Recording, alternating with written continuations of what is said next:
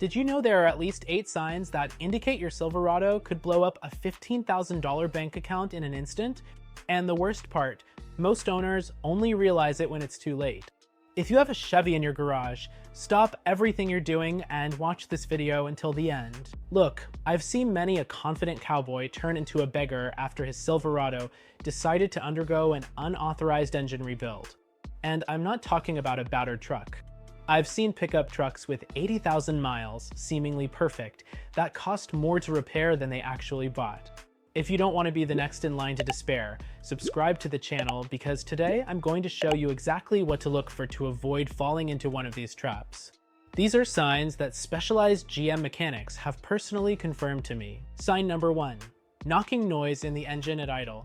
The first sign, and perhaps the most dangerous, is a subtle knocking noise in the engine at idle.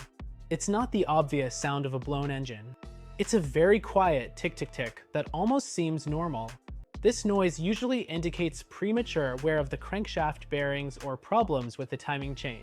This is especially true for 2007 Silverados with the Active Fuel Management (AFM) system. This system deactivates cylinders to save fuel, but creates absurdly uneven engine pressure. I knew a guy in Dallas who ignored this noise for 6 months. He thought it was a characteristic of the engine. His crankshaft ended up in scrap metal on a mountain climb in Colorado. $12,000 loss on a 2015 Silverado that was still being financed. How to test. With the engine warmed up and idling, open the hood and listen. If you hear any rhythmic metallic noise, even a faint one, it's time to see a qualified mechanic. And don't take "it's normal" for an answer. Sign number 2. Intermittent overheating for no apparent reason. Second sign, your Silverado heats up and cools down for no apparent reason. It's not constant overheating. It's that strange behavior where the gauge rises into the red zone, you stop, wait 10 minutes, and it returns to normal as if nothing had happened. This usually indicates a head gasket problem or a microscopic crack in the block. It's like having a garden hose with a small hole. It doesn't leak all the time, but when the pressure builds up, it becomes a waterfall. 2007 to 2013 Silverados with the 5.3L AFM engine are champions of this problem. The AFM system causes temperature fluctuations that, over time, cause the block to breathe and crack the gaskets. I had a customer who bought a beautiful 2011 Silverado with 90,000 miles for $18,000. 3 months later, the head gasket blew. 3 months later, the block cracked. Total loss? $9,000, more than half the value of the truck. How to identify. If your Silverado overheats more than twice for no obvious reason, low water level, clogged radiator, broken fan, be suspicious. Perform a cooling system pressure test immediately. Sign number 3, excessive oil consumption with no visible leaks. Third red flag, your Silverado is guzzling oil like an alcoholic, but you don't see any leaks on the garage floor. A healthy engine can consume up to half a liter of oil between changes. More than that is a problem. In Silverados with AFM, this problem is epidemic. The system deactivates cylinders, but the valves continue to move. This creates a suction that pulls oil into the cylinders and burns it along with the gasoline. It's like having a 2-stroke engine accidentally. The worst part is that this problem is progressive. It starts with consuming an extra half liter, then a liter, then 2. Before you know it, you're adding oil every week and the engine is already experiencing irreversible internal wear. I know a farmer in Kansas who had a 2012 Silverado. He started consuming a little more oil. He ignored it because work trucks consume oil. When he decided to worry, the engine was consuming 4 liters of oil every 1,000 miles. End of story, new engine. $15,000. How to monitor. Check the oil level every week at the same time with the engine cold. If you need to top up more than half a liter between changes, 5,000 to 7,000 miles, it's a cause for concern. Sign number 4, transmission searching for gears. Fourth sign, the transmission is searching for gears. You're on a gentle hill at a steady speed and you feel it constantly shifting gears. Fifth, fourth, fifth, fourth. As if it can't make up its mind. This usually indicates a problem with the torque converter or the transmission belt body. In 2007 to 2014 Silverados, especially all-wheel drive ones, this is more common than a cold in January. The 4L60E and 6L80E automatic transmissions in these Silverados have a history of torque converter problems. When it starts to fail, it can't engage properly, causing the transmission to go into panic mode. My brother-in-law bought a beautiful 2010 Silverado Z71. In the first few weeks, it started to search for gears. The mechanic said it was a characteristic of the new transmission. 6 months later, a complete transmission rebuild. $4,500. How to test: on a flat highway at a constant speed between 45 to 55 miles per hour, the transmission should stay in one gear. If it's searching for gears, constantly shifting, it's a sign that something is wrong. Sign number 5, crazy electrical system, lights, dashboard, accessories. Fifth sign, the electrical system is going haywire. Dashboard lights are flashing, the radio is restarting itself, headlights are turning on and off, and the power windows are behaving strangely. It's like something out of a horror movie.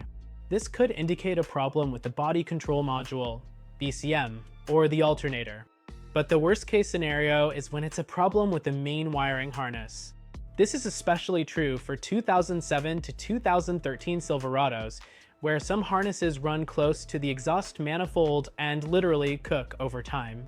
When the main wiring harness starts to fail, it's a domino effect. First, there are intermittent problems, then constant ones, until one day you turn the key and nothing. And there's no cheap repair for the main wiring harness. It's a complete replacement.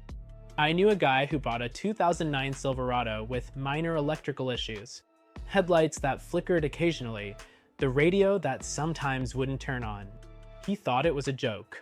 3 months later, the truck wouldn't start. The main wiring harness melted. Repair estimate? $3,200. How to spot it? Any strange electrical behavior, even if intermittent, should be investigated immediately, especially if you notice a smell of burning plastic inside the cabin. Sign number 6, rear differential whining noise. Sixth sign, a whining noise coming from the rear, especially when cornering or accelerating. It sounds like a whale crying. This is the differential crying out. The rear differential on Silverados, especially all-wheel drive models with AutoTrack, has a history of premature wear. The problem usually starts with the differential bearings or planetary gears.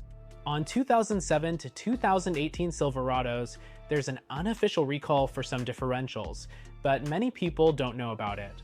The differential fluid dries out, turns to paste, and the gears begin to grind against each other. Worse still, when the differential fails completely, it can suddenly lock the rear wheel. Imagine that at 70 miles per hour on the highway. It's literally life-threatening. I had a customer who ignored the noise for months.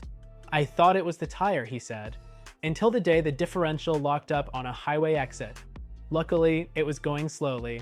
New differential, $2,800. How to test: at low speed, make slow turns to the right and left. If you hear any groaning or metallic noise coming from the rear, stop driving and see a mechanic immediately. Sign number 7, cold starting problems, especially diesel. Seventh sign, especially for diesel Silverados, difficulty starting on cold days. I'm not talking about minus 20 degrees Fahrenheit in Alaska. I'm talking about starting problems when it's below 40 degrees Fahrenheit.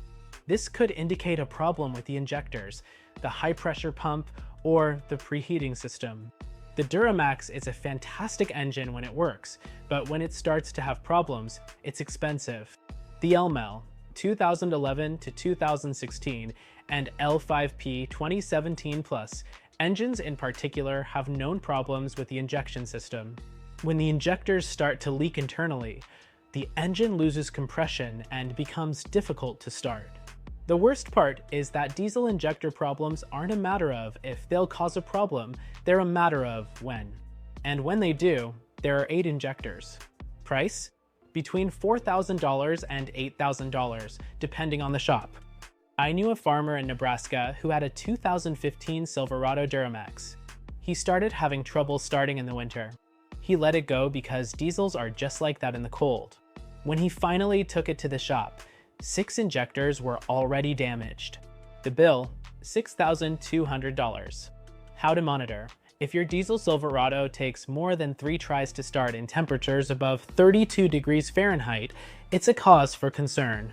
Sign number 8, oil leak from the valve cover. 8th and final sign, oil leaking from the valve cover. It may seem trivial, but in modern Silverados, this is a symptom of a much bigger problem. Oil leaking from the valve cover usually indicates that the engine's internal pressure is too high. This can be caused by a clogged PCV, positive crankcase ventilation system, or even worse, an internal leak in the head gasket. When the head gasket begins to leak internally, combustion gas pressure is trapped in the crankcase.